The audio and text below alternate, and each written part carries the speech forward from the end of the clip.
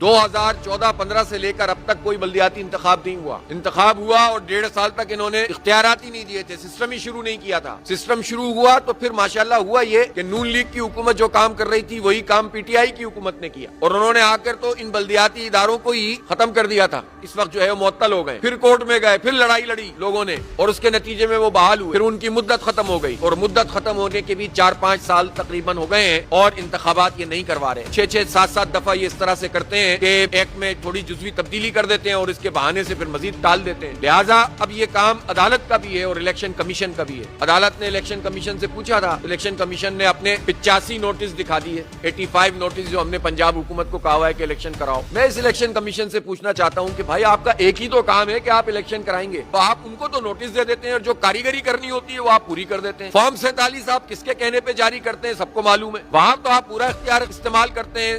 عوام کی رائے ایک طرف ہوتی ہے, الیکشن کمیشن کی رائے دوسری ہوتی ہے, لیکن جہاں آپ کو کام کرنا ہوتا ہے وہاں آپ نوٹس دکھا دیتے ہیں. لہذا چیف الیکشن کمشنر سے بھی ہمارا مطالبہ یہ ہے کہ قانونی منہ شگافیاں نہ کریں, الیکشن کروائیں, اور آئین کی اسپرٹ کے مطابق ہونا چاہیے. وہ رولز ہی نہیں بن پا رہے کہ جن رولز کے تحت یہ الیکشن ہوگا. لہذا عدالت کو ان کو ٹائم باؤنڈ کرنا چاہیے تاکہ اس کے نتیجے میں انتخابات ہوں بلدیاتی اور پورے اختیارات کے ساتھ. لہذا ہم عوامی ریفرنڈم 15 تاریخ سے شروع کریں گے, اور پنجاب کی بستی بستی, قریہ قریہ, کوچہ کوچہ جائیں گے انشاءاللہ, اور اسی طرح سے پھر اسمبلی کا گھیراؤ بھی کریں گے جس کی ڈیٹ ہم ریفرنڈم کے بعد اناؤنس کریں گے. اور میں پنجاب حکومت سے یہ کہنا چاہتا ہوں کہ اس مسئلے کو وہ اس طرح نہ سمجھے کہ جیسے کوئی سیاسی طور پر کوئی ایکٹیویٹی کرتا ہے اور آج بات ہوگی اور کل ختم ہو جائے گی. جماعت اسلامی ان کا